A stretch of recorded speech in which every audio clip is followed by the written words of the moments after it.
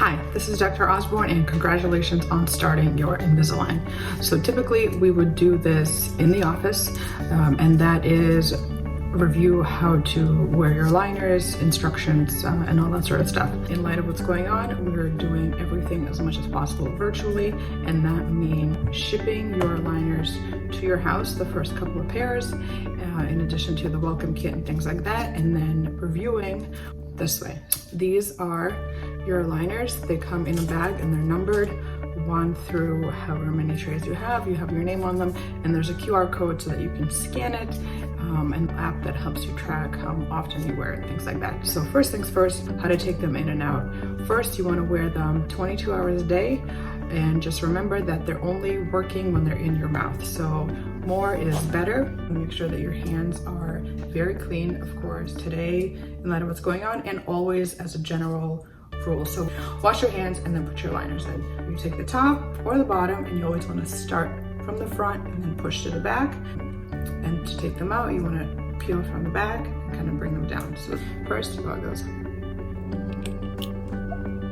And then the bottom, same.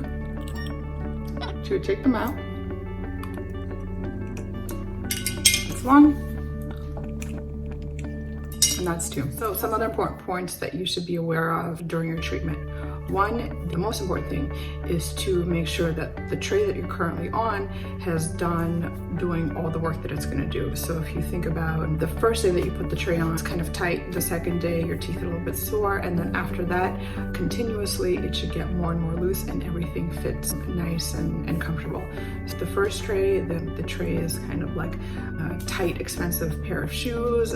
At the end, you shouldn't move on to the next tray until the current one feels like a comfortable pair of sneakers or slippers. Most important thing to make sure that every tooth is tracking and there's no extra space between the aligner and the tooth.